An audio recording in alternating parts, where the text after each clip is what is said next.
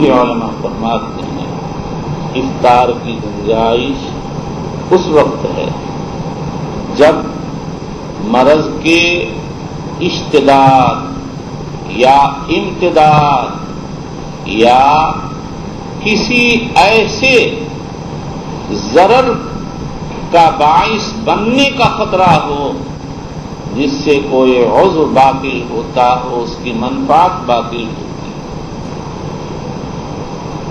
ورنہ کسی کو سر میں درد ہو جائے اس کے لیے افطار کی گنجائش نہیں ہے۔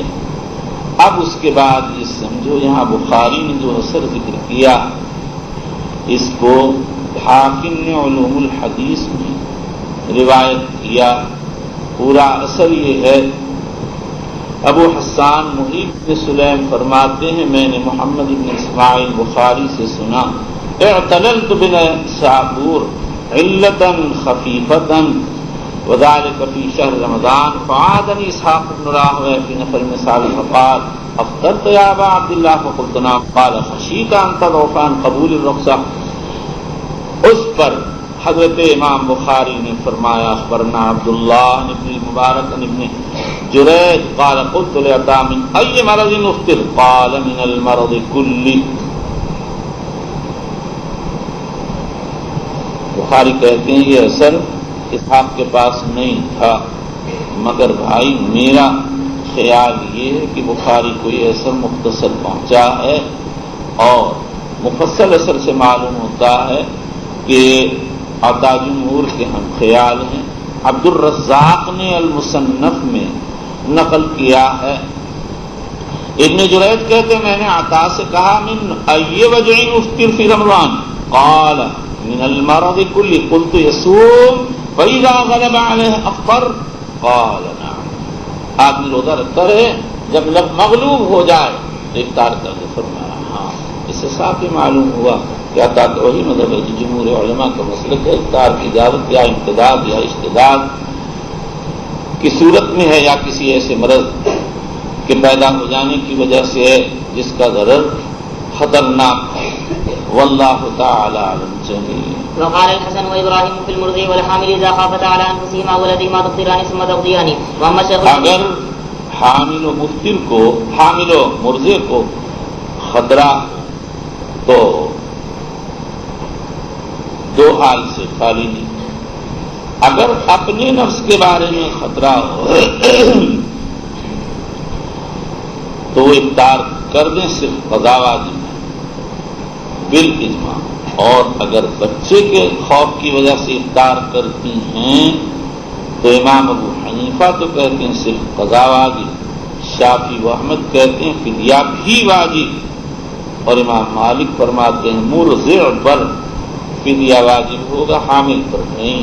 مرضع کے لیے ارضاع واجب نہیں اور حامل بچے کو اپنے پیٹ سے الگ نہیں کر سکتی۔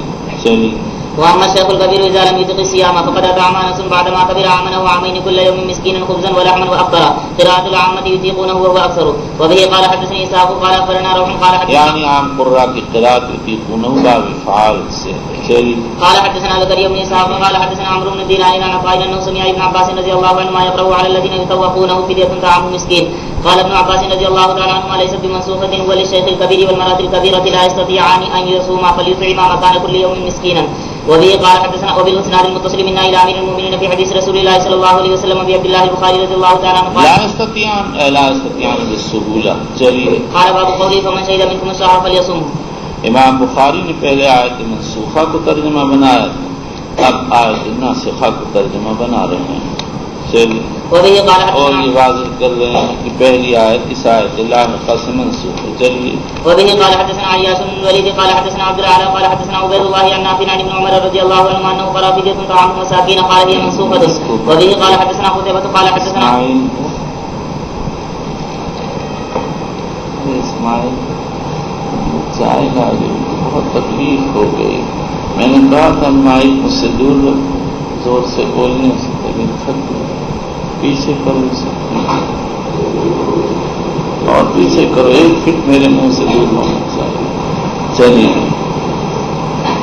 وبه قال حدثنا قتيبة قال حدثنا بكر بن مضر عن عمرو بن الحارث عن بكير بن عبد الله عن يزيد مولى سلمة بن الأكوع عن سلمة قال لما نزلت على الذين يطيقونه فدية طعام مسكين كان من أراد أن يفطر ويقتدي حتى نزلت الآية التي بعدها فنسختها. قال أبو عبد الله مات بكير قبل يزيد. وبه قال حدثنا أبو معمر قال حدثنا عبد الوارث قال حدثنا حميد قال حدثنا مجاهد عن ابن عباس رضي الله عنهما أنه كان يقرأ على الذين يطوقونه فدية طعام مسكين يقول على الذين يحملونه قال هو الشيخ الكبير يحملونه قال هو الشيخ الكبير الذي لا يطيق الصوم أمر أن يطعم كل يوم مسكينا. قال ومن تطوع خيرا يقول ومن زاد وأطعم أكثر من مسكين فهو خير.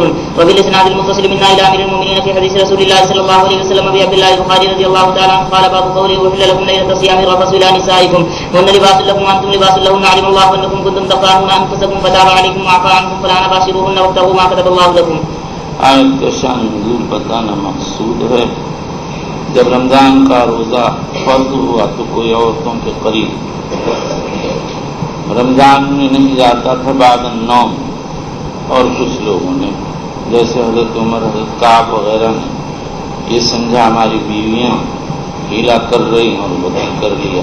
اللہ پاک نے اس کے بعد طلوع صبح صادق کھانے پینے اور بیوی کے پاس جانے کی اجازت دے دی. چلیے. وبه قال حدثنا عبيد الله عن اسرائيل عن ابي اسحاق عن البراء وحدثني احمد بن عثمان قال حدثنا شريح بن مسلمة قال حدثني ابراهيم بن يوسف عن ابيه عن ابي اسحاق قال سمعت البراء قال حدیث سے معلوم ہوتا ہے مطلقاً پورے رمضان عورتوں کے پاس نہیں جاتے تھے، لیکن اس دوسری روایات میں تصریح ہے کھانا پینا بیویوں کے پاس جانا سب ایک ضابطے کے تحت آ گیا تھا. بعد النوم کوئی نہ کھاتا تھا نہ پیتا تھا اور نہ بیوی کے پاس جاتا تھا. وكان رجال يخونون انفسهم فانزل الله علم الله انكم كنتم تختانون انفسكم فتاب عليكم وعفى عنكم الايه. وبالاسناد المتصل منا الى امير المؤمنين في حديث رسول الله صلى الله عليه وسلم عبد الله البخاري رضي الله تعالى عنه قال باب قوله وكلوا واشربوا حتى يتبين لكم الخيط الابيض من الخيط الاسود من الفجر ثم اتموا الصيام الى الليل ولا تباشروهن وانتم عاكفون في المساجد الى قوله يتقون العاكف والمقيم. اس آیت شریفہ کو ذکر کر کے بعض الفاظ کی تشریح بھی کی اور اس کے ساتھ یہ بھی بتایا ہے کہ خیط ابیض و خیط اسود سے مراد رات اور صبح ہے، ظاہری دھاگا نہیں. چلیے. وبه قال حدثنا موسى بن اسماعيل قال حدثنا ابو عوانة ان وسادک اذا العريض تمہارا تکیہ تو بڑا چوڑا ہے. مراد یہ ہے کہ تمہاری نیند بڑی لمبی ہے. وسادہ محل نوم ہے اس لیے محل بول کر حال مراد دیا گیا ہے. اور نمبر 2 یا یہ کہ تمہاری رات بڑی لمبی ہے کہ تم کھانے پینے سے رکتے ہی نہیں جب تک کہ تمہیں سفید دھاگا سیاہ سے ممتاز ہو کر نظر نہ آ جائے. چلیے. ان كان الخيط الابيض والاسود تحت وسادتك. وبه قال حدثنا قتيبة بن سعيد قال ابيض و اسود تمہارے تکیے کے نیچے آ گئے. ظاہر ہے کہ خیط ابیض سے دن و خیط اسود سے رات مراد ہے. اگر رات و دن کسی کے تکیے کے نیچے آ جائیں تو اس کا تکیہ تو بڑا لمبا چوڑا ہوگا. چلیے. وبه قال حدثنا قتيبة بن سعيد قال العريض القفا یہ لفظ یہاں اسی طرح سے مارد ہوا. اس کی تفسیر میں کئی قول ہیں. بعض کہتے ہیں یہ کنایا کثیر النوم سے، اور امام خطابی نے لکھا ہے اور انہیں کے اتباع میں ابو عبید حروی نے معنی یہ کنایا ہے غباوت سے. اہل عرب بولتے ہیں کہتے ہیں فلان عریض القفا اور مراد یہ لیتے ہیں کہ فلاں شخص غبی ہے. اور کہتے ہیں معنی یہ بھی ہو سکتے ہیں کہ بھائی جب تم اخیر وقت تک کھاتے ہی رہو گے تو تمہیں روزے سے کیا نقصان پہنچے گا، تم تو عریض القفا یعنی موٹے تازے رہو گے. علامہ زمخشری نے عریض القفا کے معنی غبی کے لے لیے ہیں، اور قاضی ایاز قرطبی وغیرہ ان معانی کو تسلیم نہیں کرتے ہیں، بلکہ قاضی تو کہتے ہیں کہ خود حدیث سے اس کے معنی معلوم کرو. حدیث میں صاف صاف وارد ہوا ان وسادک لعریض ان کان الخیط الابیض والاسود تحت وسادتک، اور انک لعریض القفا کا مطلب بھی یہی ہوگا کیونکہ ایک لفظ دوسرے کی جگہ استعمال کیا گیا ہے. چلیے انا ابصرت الخيطين ثم قال لا بل هو سواد الليل وبياض النهار. یہاں پر یہ چلو پڑھو.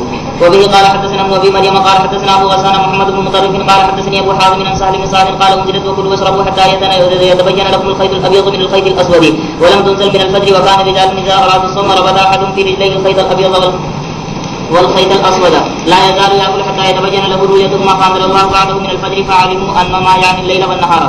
یہاں پر امام بخاری رحمۃ اللہ علیہ اور اسی طرح کتاب الصوم میں 2 حدیثیں ذکر کی ہیں اور اسی طرح امام مسلم کتاب الصوم میں ایک عدی بن حاتم کی اس کو پہلے رائے، دوسری سہل بن سعد کی اس کو بعد میں لے آئے ہیں. ظاہر پر نظر کرنے سے معلوم ہوتا ہے عدی کی حدیث مقدم ہوگی اور سہل کی حدیث مؤخر ہوگی. حالانکہ یہ بات اپنی جگہ واضح ہے کہ سہل کی حدیث مقدم ہے اور عدی کی حدیث مؤخر ہے، اس لیے کہ جب روزہ فرض ہوا تو صحابہ میں سے بعض نے خیط ابیض و خیط اسود سے ظاہری دھاگا مراد لے لیا، اور اللہ تعالی شانہ سے بعید ہے کہ مدت مدید تک اسی ابہام میں صحابہ کو رکھیں، اس لیے وضاحت جلد ہی کر دی گئی ہوگی. اور عدی رضی اللہ تعالیٰ عنہ کو سن 8 یا سن 9 یا سن 10 میں ہجرت کر کے مدینہ منورہ آئے ہیں. اصل بات یہ ہے کہ عدی کی روایت مجمل اور سہل کی روایت مفصل ہے. بخاری اور مسلم نے تقدم و تاخر کی بحث چھیڑے بغیر یہ بات ظاہر کرنا چاہیے کہ عدی کی روایت میں اجمال ہے اور سہل کی روایت میں تفصیل ہے. اس تفصیل سے عدی کی حدیث میں جو اشکال پیدا ہوا ہے زائل ہو جائے گا. عدی رضی اللہ تعالیٰ عنہ کو اشکال اس لیے ہوا کہ ان کو بعد میں من الفجر کے نزول کا علم نہیں تھا، اور سہل کی روایت میں بعد میں من الفجر کے نزول کا تذکرہ ہے. اس سے صاف معلوم ہو گیا کہ خیط ابیض و اسود سے مراد ظاہری دھاگا نہیں ہے بلکہ رات کی سیاہی اور دن کی سفیدی ہے.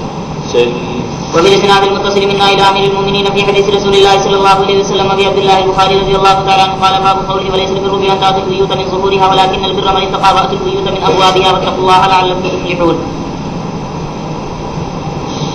آیت شریفہ کی تفسیر مقصود ہے. زمانۂ جاہلیت میں دستور تھا جب لوگ احرام باندھ لیتے اور پھر بیچ میں کسی ضرورت سے گھر آنا ہو تو بجائے دروازے کے گھر کے پیچھے سے داخل ہوتے تھے. اللہ نے سنت جاہلیہ کا ابطال فرما دیا. پڑھو. وبه قال حدثنا عبيد الله بن موسى عن اسرائيل من ابوابها وبالاسناد المتصل من الى امير المؤمنين في حديث رسول الله صلى الله عليه وسلم ابي عبد الله البخاري رضي الله تعالى عنه قال باب بخاری میں بھی آئی لیکن جہاں آئی پتہ نہیں تم لوگوں نے اتنی جلدی سے پڑھ لیا کہ وہاں میں کوئی خاص وضاحت نہیں کر سکا یا تھکا ہوا ہوں گا بھائی یعنی. وبالاسناد المتصل من الى امير المؤمنين في حديث رسول الله صلى الله عليه وسلم ابي عبد الله البخاري رضي الله تعالى عنه قال باب قوله وقاتلوهم حتى لا تكون فتنه ويكون الدين لله فان انتهوا فلا عدوان الا على الظالمين. امام بخاری اس آیت کی تفسیر کرنا اور یہ بتانا چاہتے ہیں کہ فتنہ سے مراد آیت میں کفر ہے. چلیے. وبه قال حدثني محمد بن بشار. حضرت ابن زبیر کا مطلب یہ ہے کہ جب ابن زبیر اور بنو امیہ میں جنگ چل رہی تھی. چلیے. فقال ان الناس ضيعوا وانت ابن عمر وصاحب النبي صلى الله عليه وسلم. آیت میں فتنہ سے مراد کفر ہے اور تم جس فتنے کو مراد دے رہے ہو آپس کی خانہ جنگی ہے. اگر اس میں کوئی شرکت کرے گا تو اور فتنہ پیدا ہوگا، اور یہ بالکل قاعدہ آپس کی لڑائیوں اور جھگڑوں میں جتنا حصہ لیا جاتا ہے اتنی ہی لڑائیاں پھیل جاتی ہیں. چلیے. وزاد عثمان بن سعد عن وهب قال اخبرني فلان وهب بن سريح عن حدثه عن سمجھا کہ فتنہ بین المسلمین کے وقت کسی ایسے شخص کے ساتھ جو محب ہو قتال کرنے کا وہی مقام جو کافروں کے ساتھ قتال کرنے کا ہے، لیکن یہ غلط ہے۔ کافروں کے ساتھ قتال کرنے کا مقام اور ہے، اور اہل ایمان میں جھگڑا ہو جانے کی صورت میں قتال کرنے کا مقام اور ہے۔ چلیے قال ابن اخي بني الاسلام على 5 ايمان بالله ورسوله وصلاه الخمس وصيام رمضان واداء الزكاه وحج البيت قال يا ابا عبد الرحمن الا تسمع ما ذكر الله في كتابه واما علي فابن عم رسول الله صلى الله عليه وسلم خدمه واشار بيده فقال هذا بيته حيث ترون، یعنی ان کے کا قرب مکانی حضور کے ساتھ دیکھ لو اور رشتہ داری کا بھی قرب دیکھ لو۔ چلیے وبالاسناد المتصل من الى امير المؤمنين في حديث رسول الله صلى الله عليه وسلم ابي عبد الله البخاري رضي الله تعالى عنه قال باب قوله وانفقوا في سبيل الله ولا تلقوا بايديكم الى التهلكه واحسنوا ان الله يحب المحسنين، التهلكه والهلاك واحد۔ رحمۃ اللہ علیہ نے آیت کے بعض الفاظ کی شرح کی بتایا تہلکہ ہلاک معنی ہے، اور اسی کے ساتھ آیت کا شان نزول بیان فرمایا۔ چلیے وبه قال حدثنا اسحاق قال اخبرنا النضر قال الى التهلكه قال نزلت في النفقه نزلت في النفقه نزلت في ترك النفقه في سبيل الله۔ چلیے وبالاسناد المتصل من الى امير المؤمنين في حديث رسول الله صلى الله عليه وسلم ابي عبد الله البخاري رضي الله تعالى عنه قال باب قوله فمن كان منكم مريضا او به اذى من راسه۔ امام بخاری رحمۃ اللہ علیہ نے اس آیت کی تفسیر کی اور آیت میں جو صیام طعام کا ذکر آیا ہے اس کی مقدار بیان فرمائی ہے۔ ففدیۃ من صیام میں 3 دن کا روزہ مراد ہے، اور صدقہ میں 6 مسکینوں کا کھانا مراد ہے، اور ہر ایک کو نصف سا دیا جائے گا۔ چلیے وبه قال حدثنا آدم قال حدثنا شعبة عن قراصة فنزلت فيه خاصة وهي لكم عامة، وبالاسناد المتصل منا إلى أمير المؤمنين في حديث رسول الله صلى الله عليه وسلم أبي عبد الله البخاري رضي الله تعالى عنه قال باب قوله فمن تمتع بالعمرة إلى الحج۔ مقصد یہ ہے کہ تمتع کا حکم باقی ہے، جو لوگ تمتع سے منع کرتے ہیں ان کے قول کی طرف التفات نہ کیا جائے۔ چلیے وبه قال حدثنا مسدد یہاں سے مراد تمتع فی الحج ہے۔ چلیے ولم ينزل قرآن يحرمه ولم ينهى عنها حتى مات قال رجل برأيه ما شاء۔ رجل کا مصداق سیدنا عمر بن خطاب۔ چلیے وبالاسناد المتصل منا الى امير المؤمنين في حديث رسول الله صلى الله عليه وسلم ابي عبد الله البخاري رضي الله تعالى عنه قال باب قوله ليس عليكم جناح ان تطوفوا فضلا من ربكم۔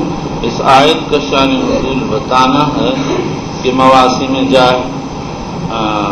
اسواق جاہلیہ میں بیع و شراء کرنے پر جب صحابہ کو تنگی محسوس ہوئی تو اللہ تعالیٰ نے اس تنگی کو دور کر دیا، فرمایا لیس علیکم جناح ان تبتغوا فضلا من ربکم۔ چلیے وبه قال حدثني محمد قال اخبرني ابن عيينة عن عمرو عن ابن عباس في مواسم الحج، وبالاسناد المتصل منا الى امير المؤمنين في حديث رسول الله صلى الله عليه وسلم ابي عبد الله البخاري رضي الله تعالى عنه قال باب قوله ثم افيضوا من حيث افاض الناس۔ امام بخاری نے اس آیت کی تفسیر کی اور یہ بتایا من حيث افاض الناس سے مراد عرفات سے افاضہ۔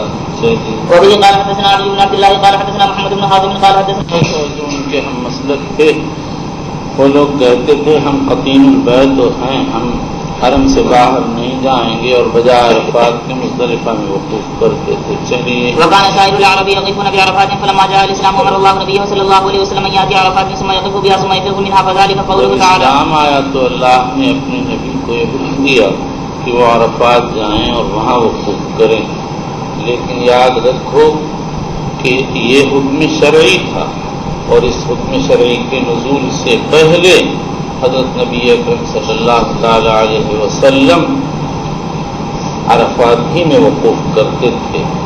جبیر بن مطعم رضی اللہ تعالی عنہ کی روایت کتاب الحج میں آ چکی، اضللت بعیرا لی فطلبته فذهبت الى عرفات فوجدته فقلت ما له ها هنا هو من الحمص۔ بات یہ ہے کہ یہ اسلامی حکم نازل ہونے سے پہلے کا قصہ تھا، اس لیے زبیر کو اشکال پیدا ہو گیا کہ یہ تو حمص میں سے ہیں، اپنے خاندان والوں کے خلاف یہاں کیسے آ گئے؟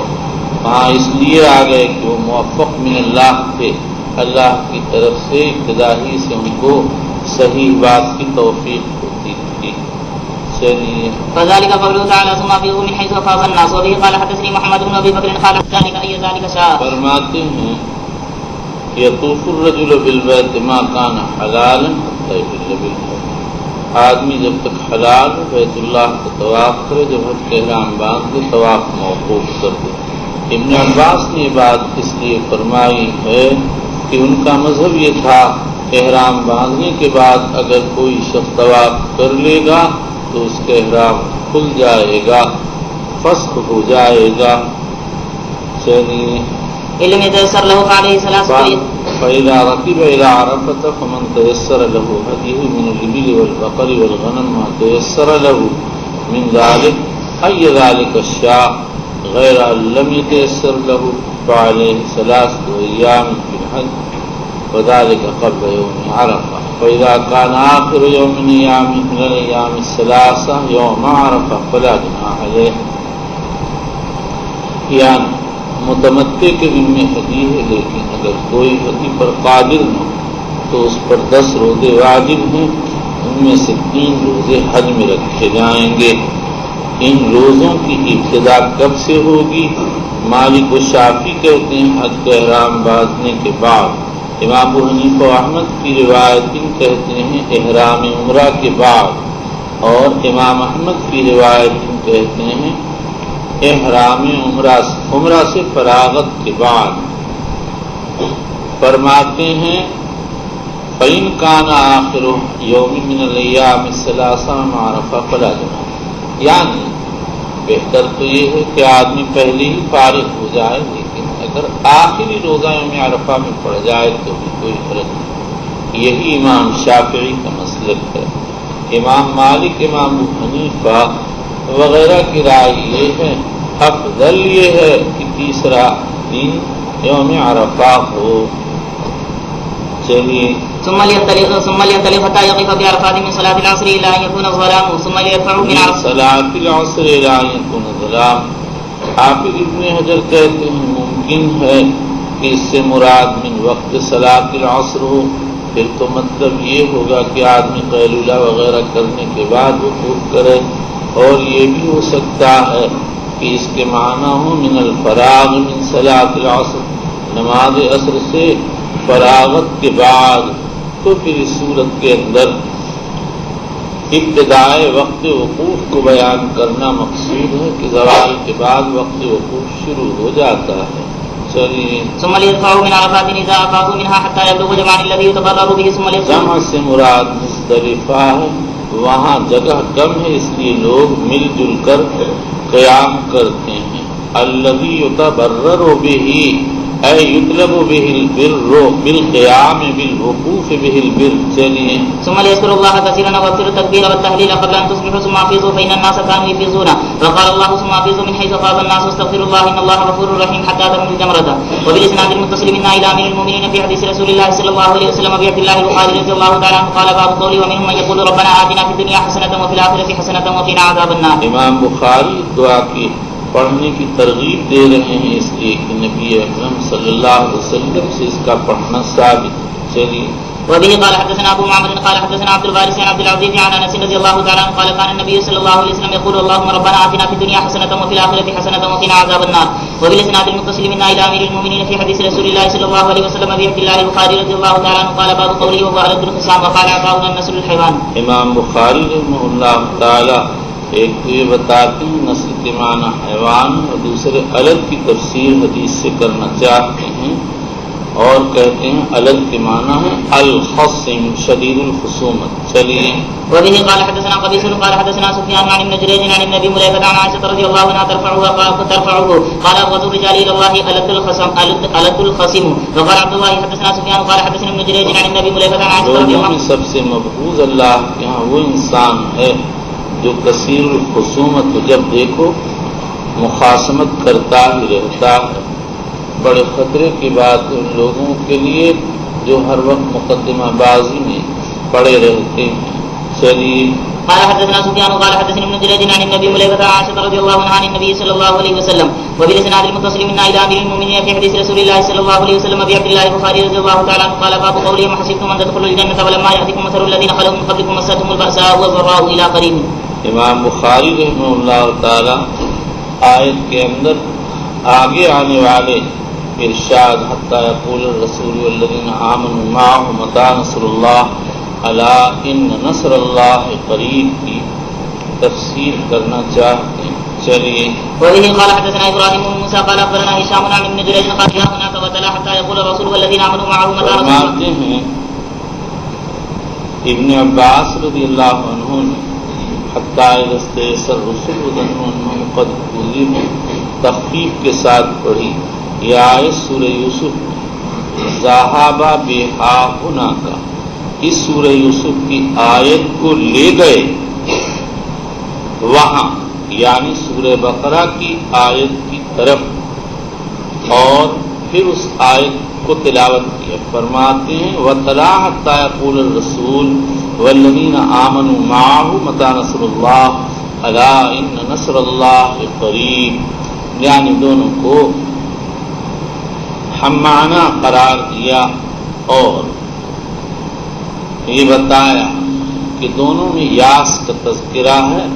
یاس کے بعد اللہ کی طرف سے نصرت نازل ہوئی ہے.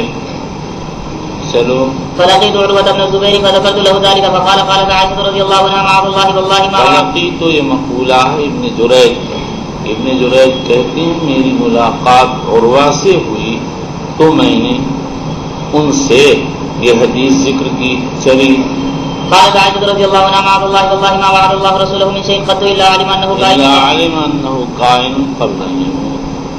حضرت عائشہ رضی اللہ تعالیٰ عنہ کہنے لگی توبہ توبہ، اللہ نے اپنے رسولوں سے جو وعدہ کیا ہے وہ اس کے بارے میں اللہ جانتے ہیں کہ وہ ہو کر رہے گا، تو پھر بھلا حضرات رسول کو یہ خیال کیسے ہوتا انہم قد کذبوا، ان سے غلط کہا گیا، بلکہ یہ ہے قد کذبوا، ان کی تکذیب کی گئی. اس پر اشکال یہ ہے کہ تکذیب تو ایک ظاہر و باہر چیز تھی، سب دنیا جانتی تھی، پھر وظنوا کیوں کہا گیا؟ حضرت عائشہ نے اس کا جواب دیا وَلَكِنْ لَمْ تَزَلِ الْبَلَايَا بِالرُّسُلِ حَتَّى خَافُوا أَنْ يَكُونَ مَن مَّعَهُمْ يُكَذِّبُونَهُ. اس ظن کا تعلق کفار سے نہیں ہے بلکہ اتباع الرسل سے ہے. یعنی جب رسولوں نے یہ دیکھا کہ نصرت الہیہ کے آنے میں تاخیر ہوتی جا رہی ہے تو ان کو یہ گمان ہوا کہیں یہ ہمارے ماننے والے ہماری تکذیب نہ کر بیٹھے. بات تو بالکل ظاہر ہے لیکن قد کذبوا بالتخفیف کی قرأت متواترہ میں سے ہے. اور حضرت عائشہ نے جس اشکال کی بنا پر قراءت مخففہ کو چھوڑ کر قراءت تشدید اختیار کی ہے، اس اشکال کے دو جوابات ہیں.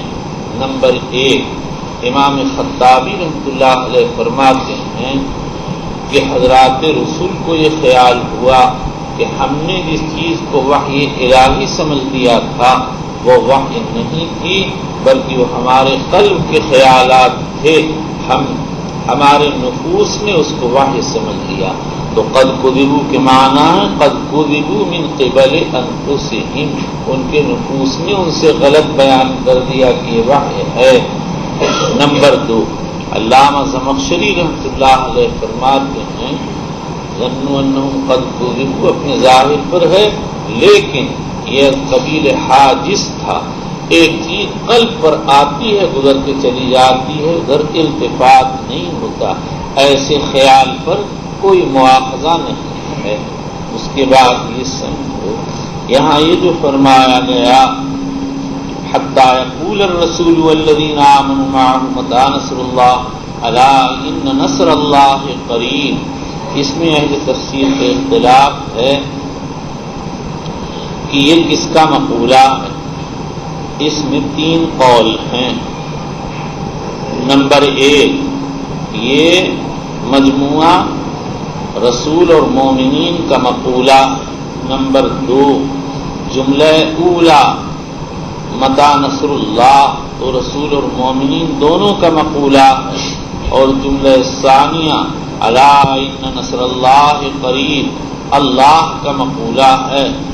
نمبر 3، بعض کہتے ہیں جملہ اولا متی نصر اللہ تو الذین آمنوا کا مقولہ ہے، اور جملہ ثانیہ الا ان نصر اللہ قریب رسولوں کا مقولہ ہے، لیکن تذکرے میں رسول کو الذین آمنوا سے مقدم کر دیا گیا لشرف الرسل. چلیے فكانت تقرأها فظنوا أنهم قد كذبوا مثقلة. وبالإسناد المتصل منا إلى أمير المؤمنين في حديث رسول الله صلى الله عليه وسلم في عبد الله البخاري رضي الله تعالى عنه قال باب قوله تعالى نساؤكم حرث لكم فأتوا حرثكم أنى شئتم وقدموا لأنفسكم الآية. امام بخاری نے وَأَنَّا شِئْتُمْ کی تفسیر کی ہے کہ اس سے مراد کیا ہے. یہ آیت شریفہ ایسی ہے کہ اس سے بعض علماء نے اس بات پر استدلال کر لیا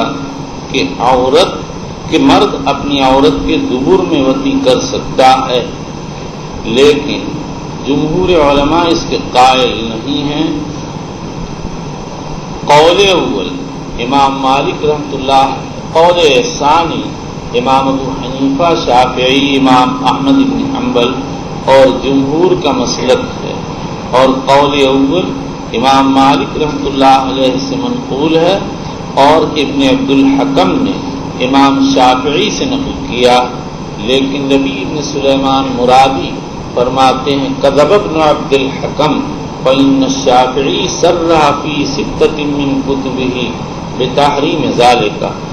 حضرت نبی اکرم صلی اللہ علیہ وسلم سے اس کی تحریم کے سلسلے میں بکثرت صحابہ کی احادیث وارد ہیں، جن کو حافظ ابن حجر اسقلانی نے بڑے اہتمام سے فتح الباری میں جمع فرمایا ہے. جو لوگ جواز کے قائل ہیں وہ انا شیتم سے استدلال کرتے ہیں، کیونکہ انا شیتم کے معنی ہیں این شیتم، جہاں چاہو. لیکن جو لوگ اس کو حرام کہتے ہیں وہ کہتے ہیں لفظ انا آتا ہے کیفا کے معنی میں، اور اسی طرح آتا ہے آئینہ کے معنی میں. لیکن جب یہ آئینہ کے معنی میں استعمال ہوتا ہے تو اس کے معنی ہوتے ہیں من عین شے، جدھر سے چاہو آؤ. اس سے معلوم ہوتا ہے کہ محل اتیان متعین ہے، اور اتیان کے لیے جہت متعین کرنا ضروری نہیں. آدمی اپنی بیوی سے جب وطی کرنا چاہے تو اس کو اختیار ہے، چاہے چت لٹا کر وطی کرے اور چاہے وہ منہ کے بل پڑی ہوئی ہو اور اس سے وطی کرے، لیکن سمام واحد ہونا چاہیے. اس لیے انا شیتم سے استدلال صحیح نہیں ہے. اور اگر انا کو کیفا کے معنی میں لے لیا جائے تو سارا قصہ ہی ختم ہو جاتا ہے. کیفیت میں تعمیم سے محل اتیان میں تعمیم لازم نہیں آتی ہے. چلیے وبه قال حدثنا اسحاق قال اخبرنا النضر بن شميل قال اخبرنا ابن عون عن نافع قال كان ابن عمر اذا قرأ القرآن لم يتكلم حتى يفرغ. یہ حضرت ابن عمر کا ادب تھا، تلاوت کے وقت بات چیت نہیں کرتے تھے. چلیے یومن کا مطلب یہ ہے کہ وہ تلاوت کر رہے تھے اور میں قرآن لے کر سن رہا تھا. چلیے فقرأ سورة البقرة حتى انتهى الى مكان قال ثانی سے مراد آیت ترجمہ ہے فاتوا حرثکم انا شئتم. چلیے قال تدري فيما انزلت قلت لا قال نزلت في كذا وكذا نزلت فی قضا و قضا، فی ذکر کیا اور فی کے مدخول کو حذف کر دیا، اور تقدیر عبارت فی اتیان النساء ادبارهن. چلیے وعن عبد الصمد قال حدثني ابي قال حدثني ايوب عن نافع عن ابن عمر رضي الله عنهما فاتوا حرثكم انا شئتم قال ياتيها في دبرها. چلیے رواه محمد یہ ابن عمر رضی اللہ عنہ اور بعض حضرات کا مسلک تھا، وہ یہ سمجھتے تھے کہ اس آیت میں اتیان فی الدبر کی اجازت دی گئی ہے، لیکن ان کو وہ روایات معلوم نہیں تھی جن کو حضرت خزیمہ بن ثابت، طلق بن علی وغیرہ تحریم الاتیان فی الادبار کے بارے میں نقل کرتے ہیں. چلیے رواه محمد بن يحيى بن سعيد عن ابيه عن عبيد الله النافع عن ابن عمر رضي الله عنهما وبه قال حدثنا ابو نعيم قال حدثنا سفيان عن ابن المنكدر قال سمعت جابر قال كانت اليهود تقول اذا جامع من ورائها جاء الولد احمد فنزلت نساؤكم حرث لكم فاتوا حرثكم ان شئتم. وبالاسناد اس سے صاف معلوم ہو گیا کہ اللہ تعالی شانہ نے فاتوا حرثکم ان شئتم کہہ کر یہودیوں کی تردید کی ہے، جو یہ کہتے تھے اگر عورت منہ کے بل لیٹی ہو اور آدمی وتی کرے گا تو بچہ احول پیدا ہوگا. چلیے. وبالاسناد المتصل من الى امير المؤمنين في حديث رسول الله صلى الله عليه وسلم ابي عبد الله البخاري رضي الله تعالى عنه قال باب قوله واذا طلقتم النساء فبلغن اجلهن فلا تعضلوهن ان ينكحن ازواجهن. امام بخاری نے اس آیت کا شان نزول بیان فرمایا ہے. معقل ابن یسار کی بہن جمیل ایک انصاری کے نکاح میں تھی، انہوں نے طلاق دے دی. اس کے بعد خطبہ کرنے آئے تو معقل ناراض ہو گئے اور عورت مائل تھی، اس پر یہ آیت نازل ہوئی. چلیے. اس سے معلوم ہوتا ہے کہ امر نکاح اولیاء کے ہاتھ میں ہے. اگر عورتیں مستقل ہوتی تو معقل کے پاس ان کے خطبہ کرنے کے لیے آنے کی کیا ضرورت تھی، اور اللہ تعالی شانہ کو عزل سے منع کرنے کی کیا ضرورت تھی. صاف اللہ تعالی فرما دیتے کہ مختارۃ تتزوج. چلی. اسی طرح سے استدلال ترمذی، طبری اور بہت سے علماء نے کیا. چلیے.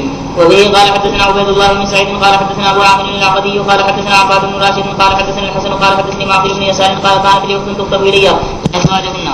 وبالاسناد المتصل منا الى امير المؤمنين في حديث رسول الله صلى الله عليه وسلم ابي عبد الله البخاري رضي الله تعالى عنه قال باب قوله والذين توفون منكم يذرون ازواجا يتربصن بانفسهن 4 اشهر و10 الى بما تعملون خبير. امام بخاری رضی اللہ تعالی عنہ آیت تربص باربعۃ اشہر و عشر کو ترجمہ بنا کر 3 باتوں پر تنبیہ فرمائی. ایک تو یہ بتایا ہے کہ یہ آیت التربص بالحول کے لیے ناسخ ہے، اسی لیے امام بخاری نے اس میں ابن ابی ملیکہ کی حدیث ذکر کی جس کو ابن زبیر سے نقل کرتے ہیں. اور دوسرے انہوں نے اس بات پر تنبیہ کی ہے کہ سلف کا دونوں آیتوں کے بارے میں اختلاف رہ چکا ہے. ابن عباس، عطا و مجاہد تو کہتے ہیں یہاں نسخ نہیں ہے، بلکہ آیت الحول میں عورت کو 7 ماہ 20 دن بطور وصیت کے مزید دیے گئے ہیں. اور تیسری چیز جس پر تنبیہ کرنا ہے وہ یہ کہ آیت التربص باربعۃ اشہر و عشر کا تعلق غیر حامل سے، حامل اس سے خارج ہے، اس کی عدت وضع حمل ہے. چلیے. يعقون يهبن وبه قال حدثني أمية قال حدثنا يزيد بن زريع عن حبيب عن النبي مليكة قال ابن الزبير قلت لعثمان بن عفان والذين توفون منكم يذرون أزواجا قال قد نسخت الآية الأخرى فلما تكتبها أو تدعوها قال إن ابن زبیر نے حضرت عثمان سے کہا کہ یہ 2 آیتیں ہیں، بظاہر دونوں میں تعارض ہے. تو حضرت عثمان نے جواب دیا کہ آیت تربص بالحول کو آیت تربص باربعۃ اشہر و عشر نے نسخ کر دیا. ابن زبیر نے اس پر اعتراض کیا کہ جب آیت التربص بالحول منسوخ ہے تو آپ اس کو یہاں لکھتے کیوں ہیں، یا یہ کہا اور تدعوها کیوں تم اس کو مصحف میں چھوڑتے ہو. قال ابن اخی لا اغیر شیئا منہ من مکانہ، نتیجے میں کسی چیز کو اس کی جگہ سے بدل نہیں سکتا. یعنی آیت تربص بالحول کا حکم منسوخ ہے، اس کی تلاوت منسوخ نہیں ہے. چلیے. وبه قال حدثنا اسحاق قال حدثنا روح قال حدثنا شبل عن ابن ابي نجيه عن مجاهد والذين توفون منكم يذرون ازواجا قال كانت هذه العده تعتد عند اهل زوجها واجب فانزل الله الذين توفون منكم يذرون. یعنی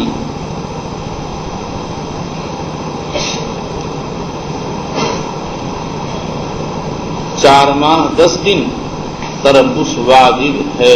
چلیے. فانزل الله الذين توفون منكم يذرون ازواجا وصيه لازواجهم متاعا چلیے. يذرون ازواجا وصيه لازواجهم متاعا للحول غير اخراج فان خرجنا فلا جناح عليكم فيما فعلن في انفسهن من معروف قال جعل الله لها تمام السنه 17 اشهر و20 ليله وصيه ان شاء الله. یعنی 4 ماہ 10 دن تو عدت کے ہیں اور اس پر مزید 7 ماہ 20 دن بطور وصیت کے دیے گئے ہیں. عورت کو اس میں اختیار دیا گیا ہے، چاہے وصیت کو استعمال کرے اور چاہے چھوڑ دے چلیے. إن شاء سكنت في وصيتها وإن شاءت خرجت، وهو قول الله تعالى غير إخراج، فإن خرجن فلا جناح عليكم فالعدة كما هي واجب عليها. زعم ذلك عن مجاهد. وقال عطاء قال ابن عباس رضي الله عنهما نسخت هذه الآية عدتها عند أهلها فتعدت حيث شاءت لقول الله. عطاء نے فرمایا کہ عدت عند الزوج منسوخ ہو گئی جہاں چاہے عدت گزارے. تو ایک مسئلہ تو ہے عدت گزارنے کا اور ایک مسئلہ ہے خاوند کے گھر میں عدت گزارنے کا. عدت گزارنے کے مسئلے میں تو کسی کا بھی اختلاف نہیں کہ معتد الوفات پر عدت گزارنا 4 ماہ 10 دن انتظار کرنا واجب ہے. ہاں اس مسئلے میں ضرور اختلاف ہے کہ عدت کی بیعت الزوج واجب ہے یا واجب نہیں ہے. عدت کی بیعت الزوج مجاہد کے نزدیک تو واجب ہے اور ابن عباس و عطا کے نزدیک واجب نہیں ہے. غیر اخراج کا تعلق مجاہد وصیت سے مانتے ہیں اور ابن عباس و عطا اس کا تعلق عدت کی بیعت الزوج سے مانتے ہیں. چلیے. لقول الله غير إخراج. وقال عطاء إن شاءت ارتدت عند أهله وسكنت في وصيتها وإن شاءت خرجت لقول الله فلا جناح عليكم فيما فعلنا. قال عطاء ثم جاء الميراث فنسخ السكنى فتعدت حيث شاءت ولا سكنى لها. وعن محمد بن يوسف قال حدثنا ورقاء عن ابن أبي نجيه عن مجاهد بهذا وعن ابن أبي نجيه عن عطاء عن ابن عباس رضي الله عنهما قال نسخت هذه الآية عدتها في أهلها فتعدت حيث شاءت لقول الله غير إخراج نحوه. وبه قال حدثني حبان قال باب قوله تعالى وبالإسناد المتصل من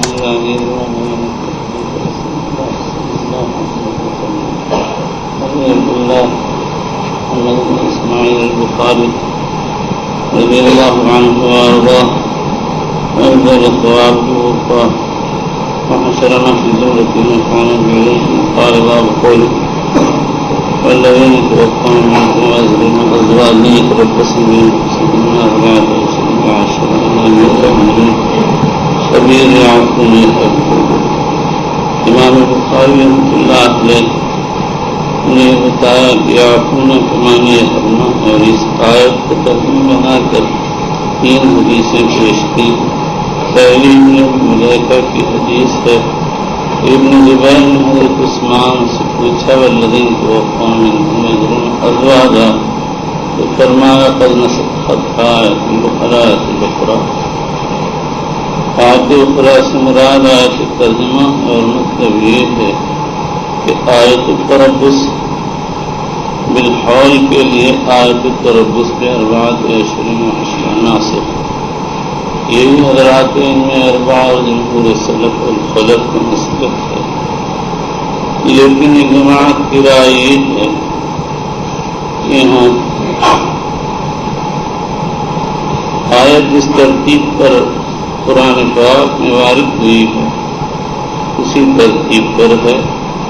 آیت اولی آیت ثانیہ کے لیے ناسخ نہیں.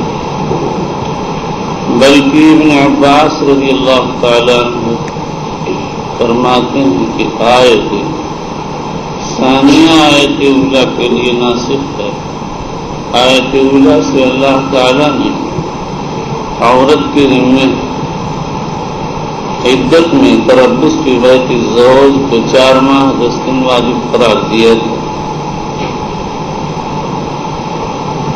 اس کے بعد آیت الحول نازل فرمائی اور فرما دیا غیر اخراج فإن خرجت فلا جناح. یہ جو 4 ماہ 10 دن بیعت الزوج میں واجب تھا اس وجود کو اللہ نے ختم فرما دیا.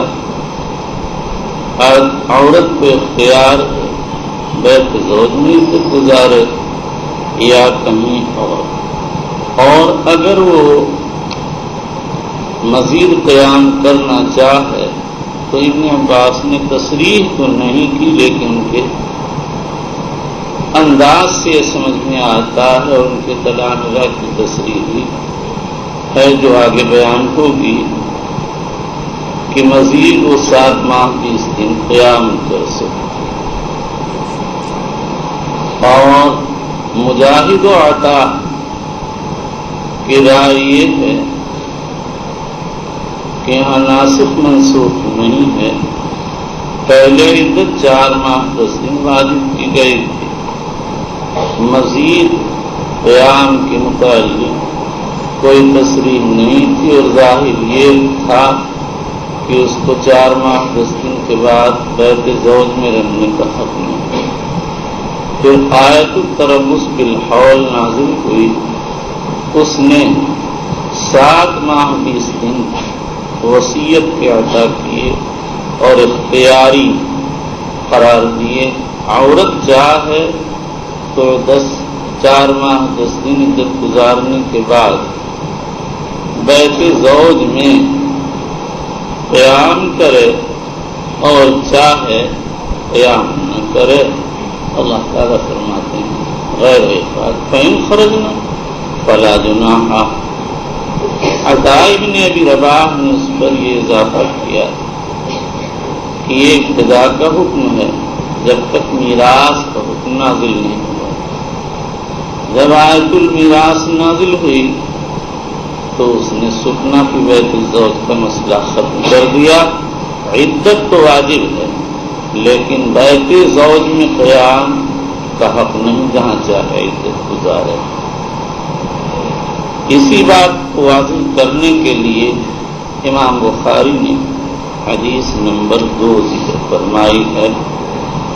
اور تیسری حدیث ابن ابی لیلہ والی بیع کے قصے میں جو آ رہی ہے لا کر یہ اشارہ فرما دیا کہ متوفی عنہا زوجہا کی عدت 4 ماہ 10 دن اس وقت ہے جب وہ غیر حامل ہو، اور اگر حامل ہو تو اس کی عدت وضع حمل ہے. یہی حضرات جمہور سلف والخلف اور ائمہ 4 وغیرہ رضی اللہ عنہم اجمعین کا مسئلہ ہے.